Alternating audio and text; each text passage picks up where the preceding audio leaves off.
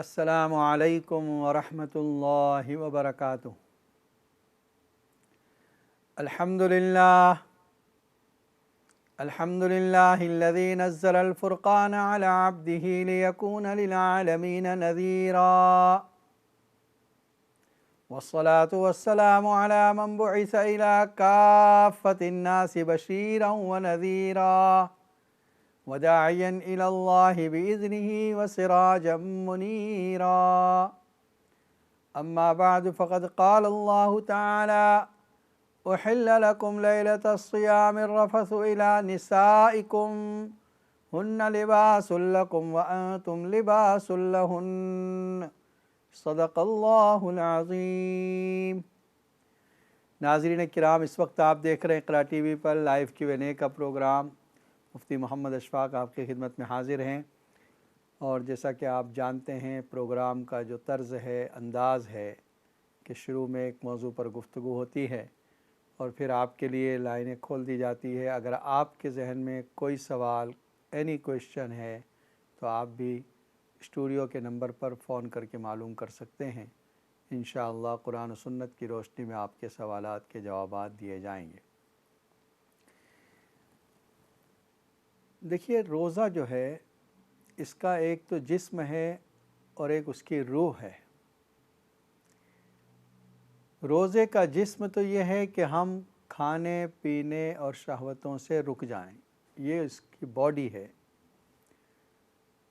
جو شخص ان تین کاموں کو کر لے اس نے روزہ رکھ لیا۔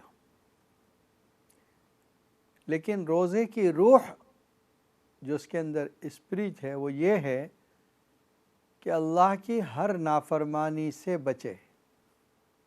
یہ تین چیزیں تو ظاہر میں ہیں، جس کو ہم کہہ سکتے ہیں روزے کی باڈی، روزے کا جسم، لیکن اسپریچول جو روزہ ہے وہ یہ ہے کہ انسان اللہ کی ہر نافرمانی سے بچے۔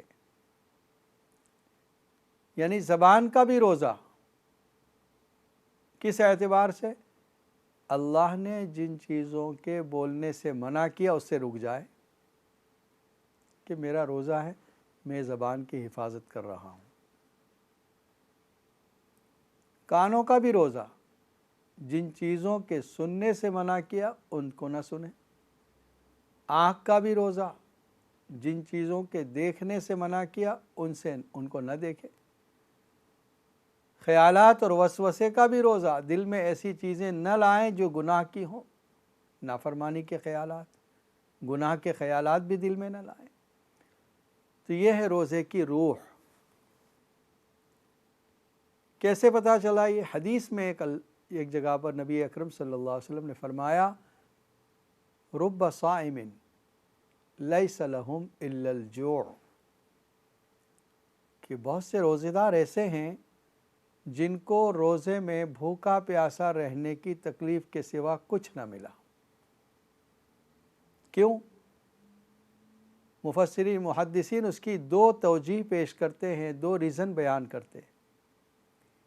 ایک یہ کہ اس نے روزہ تو رکھا لیکن افطار کے وقت حرام کمائی سے افطار کیا ہے، حرام مال سے افطار کیا ہے، تو روزے کا ثواب ضائع ہو گیا۔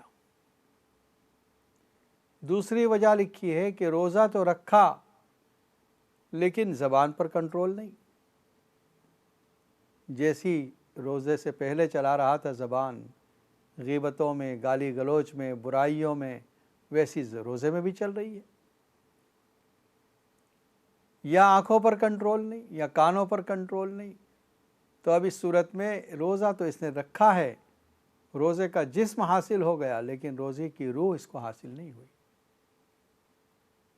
اور یقیناً آپ جانتے ہیں کہ روح کے بغیر جسم بیکار ہے۔ اس کو ہم کیا کہتے ہیں؟ لاش، یا عربی میں لا شیء، اس کے معنی ہوتے ہیں نتھنگ، کوئی چیز نہیں۔ اسی سے ہم لاش کہتے ہیں اس میت کو جس کی روح نکل چکی ہے، جسم میں سے کچھ کمی نہیں آئی ہے، ویسا کہ ویسا جسم باقی ہے جو ابھی روح نکلنے سے پہلے تھا، لیکن اب اس کو لاش کہتے ہیں، لا شیء، نتھنگ۔ ٹھیک اسی طرح وہ روزہ جس میں روزے دار نے اللہ کی نافرمانیاں کرتا رہا زبان سے، آنکھوں سے، کانوں سے، تو اس روزے کا کوئی اثر نہیں ہوا اس میں۔ اسی سے وہ آیت کو بھی آپ سمجھ لیجئے، ان الصلاۃ تنہی عن الفحشاء والمنکر، بے شک نماز بے حیائی سے اور برائیوں سے روکتی ہے۔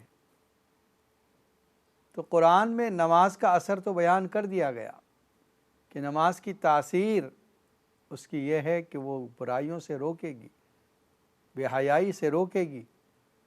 اس کا مطلب اگر کسی نمازی کے اعمال ایسے ہیں کہ وہ بے حیائیوں سے نہیں رک رہا ہے، منکر اور برائیوں سے نہیں رک رہا ہے، اس کا مطلب اس نے نماز کا جسم حاصل کیا، روح حاصل نہیں ہوئی۔ اگر اس کو نماز کی روح حاصل ہو جاتی تو اس کا اثر ہونا یقینی تھا۔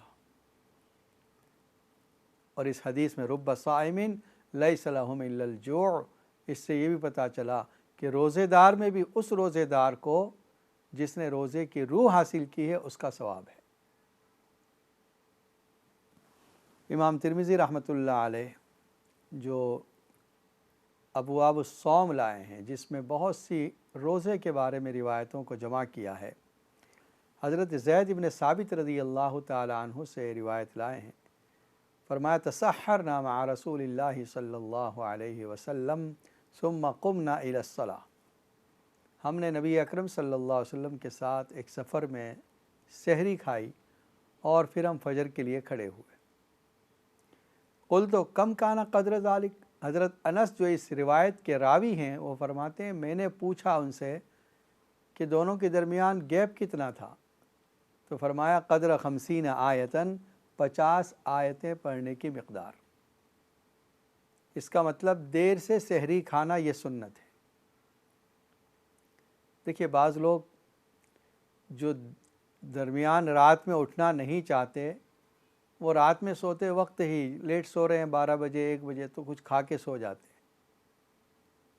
ٹھیک ہے، روزہ ادا ہو جائے گا، سحری کھانے کی نیت سے کھایا ہے تو سحری بھی ہو گئی، لیکن سحری کا مستحب وقت کیا ہے کہ دیر سے کھائی جائے۔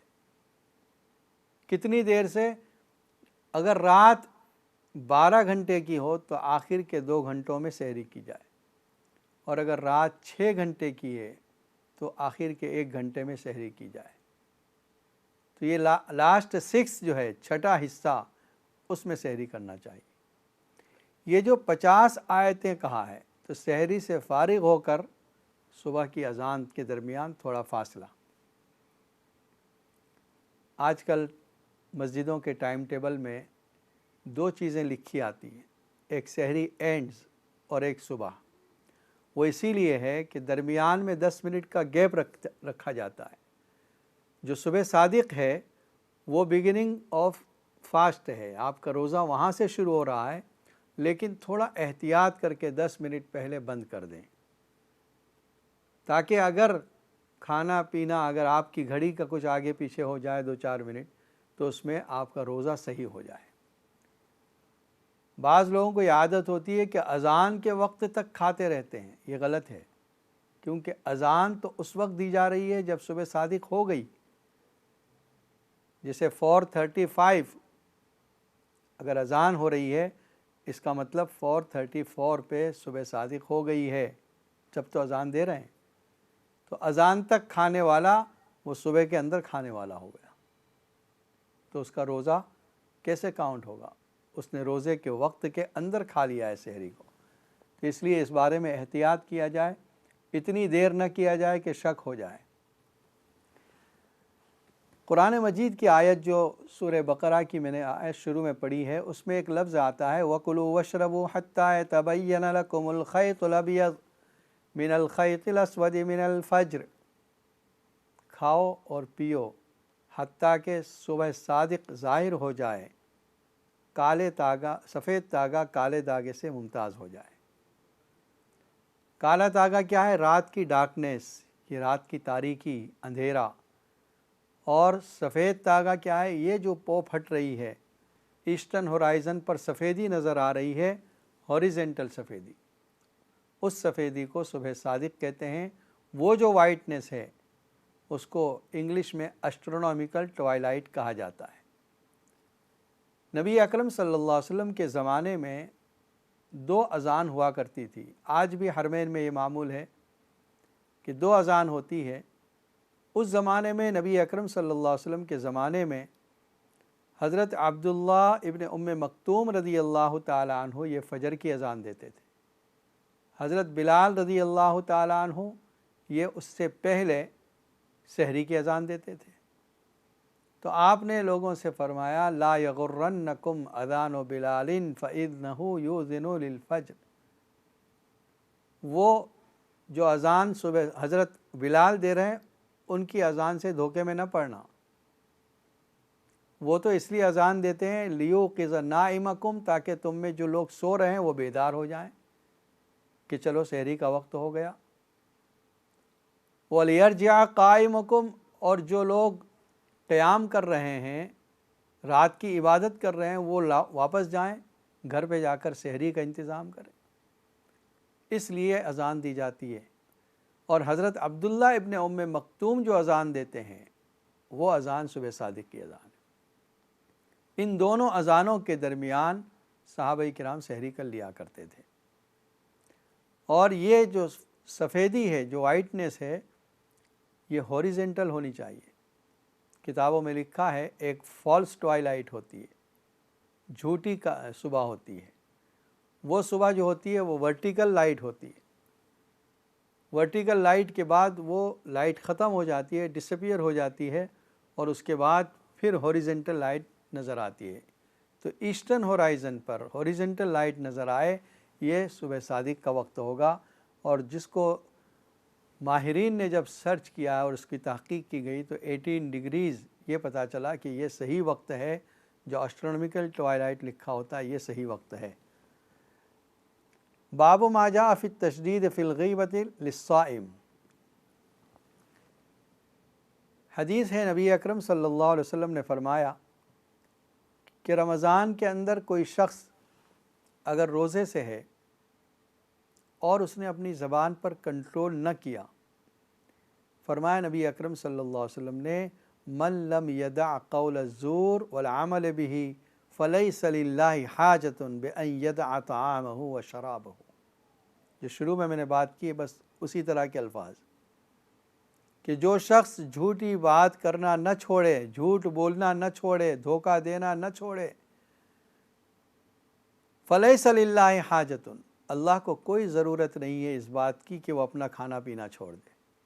یعنی اگر ایسے آدمی نے کچھ کھانا پینا چھوڑ بھی دیا، اللہ کو اس کی کوئی ضرورت نہیں ہے، بلکہ اللہ تو یہ چاہتا ہے کہ اس کی فرما برداری کے لیے کھانا پینا چھوڑا جائے۔ تو اس بات پر بہت کنٹرول کرنا چاہیے کہ ہم رمضان میں کیا بول رہے ہیں۔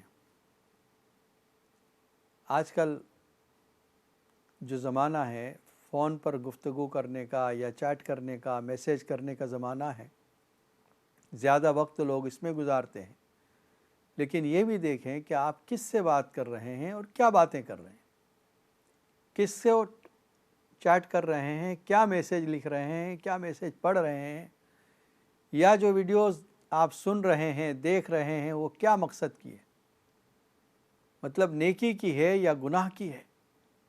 کسی کی غیبت یا بہت سی چیزیں، بہت سے میسیج ایسے بھی فارورڈ کیے جاتے ہیں جس میں دین کا مذاق اڑایا جاتا ہے، کہیں قرآن کا مذاق اڑایا جاتا ہے، کہیں تراویح میں اماموں کے پڑھنے کا مذاق اڑایا جاتا ہے، روزے دار کے روزوں کا اور افطاری کا مذاق اڑایا جاتا ہے۔ یاد رکھیں دین اسلام کے کسی بھی چھوٹی سے چھوٹی چیز کا مذاق اڑانا یہ بہت بڑا گناہ ہے، اور اگر شعار اسلام ہے تو پھر تو کفر ہو جائے گا۔ جیسے روزہ یہ فرض ہے، اس کا کوئی مذاق اڑائے، قرآن کا مذاق اڑائے، تو اس لیے اس طرح کے میسیجز کو فارورڈ کرنے سے پہلے سوچیں کہ میں یہ جو میسیج فارورڈ کر رہا ہوں، ظاہر میں تو یہ جوک نظر آ رہا ہے، لطیفہ نظر آ رہا ہے، ہنسنے کی بات ہے، لیکن حقیقت میں کیا ہے؟ یہ روزے کا مذاق ہے، یہ قرآن کا مذاق ہے، اسلام کا مذاق ہے، یا اسلام کے کسی حکم کا مذاق ہے۔ اور جس سے باتیں کر رہے ہیں آپ سوچیں کہ میں نے آج کیا باتیں کی. پہلے روزے میں آپ کنٹرول کر لیں, سوچ لیں کہ آج میں نے کن کن لوگوں سے فون پر گفتگو کی اور کیا کی ہے. کام کی بات کی, نیکی کی بات کی, یا گناہ کی بات کی, کسی کی غیبت کی, کسی کی برائی کی. حدیث میں آ گیا من لم یدع قول الزور, جس نے جھوٹ بات کو نہ چھوڑا یا دھوکہ دینے کو نہ چھوڑا, چاہے وہ بھوکا پیاسا رہے, اللہ کو اس کے بھوکا پیاسا رہنے کی ضرورت نہیں. آگے ایک روایت کو ذکر کیا ہے حضرت انس بن مالک رضی اللہ تعالیٰ عنہ سے. فرمایا نبی اکرم صلی اللہ علیہ وسلم نے تسحروا فإن فی السحور برکۃ, سحری کرو اس لیے کہ سحری کھانے میں برکت ہے. ایک اور روایت میں ہے کہ فرق ما بیننا و بین اہل الکتاب, ہمارے اور اہل کتاب کے روزوں میں فرق ہی یہ ہے کہ ہم لوگ سحری کھاتے ہیں, وہ سحری نہیں کھاتے.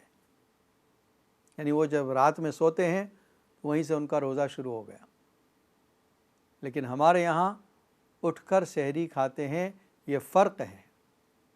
اور اس سحری کے کھانے میں برکت رکھی گئی. برکت کیوں رکھی گئی؟ کہ دل نہیں دھڑکتا, پیٹ بھرا ہوا ہے, اور زوال کے بعد پھر افطار کا وقت بہت قریب ہو جاتا ہے. اس کا مطلب یہ کہ جس نے سحری کھائی ہے اس کو جسمانی طور پر اس کے پیٹ میں اتنی طاقت ہے, اتنا کھانا ہے کہ وہ دوپہر تک تو سروائیو کر لیتا ہے, اور اس کے بعد افطار قریب ہوتا ہے. اس لیے سحری کھانے میں برکت ہے, یہ حدیث سے ثابت ہے. فصل ما بین صیامنا و صیام اہل الکتاب اکلۃ السحر, چاہے تھوڑا کھائیں. کیا فرمایا؟ ہمارے اور اہل کتاب کے درمیان سحری کے تھوڑے سے کھانے کا فرق ہے. اکلتن کا مطلب یہ ہوتا ہے مختصر کھانا. تو اگر کھانے کا کچھ دل نہیں کہہ رہا ہے پھر بھی آپ ایک کھجور کھا کے پانی پی لیں, سحری کی نیت سے کھا لیں, تو کچھ نہ کچھ کھانا ضرور. یہ سحری کھانے میں برکت ہے, تو اس برکت سے وہ لوگ فائدہ اٹھائیں گے جو سحری کریں گے.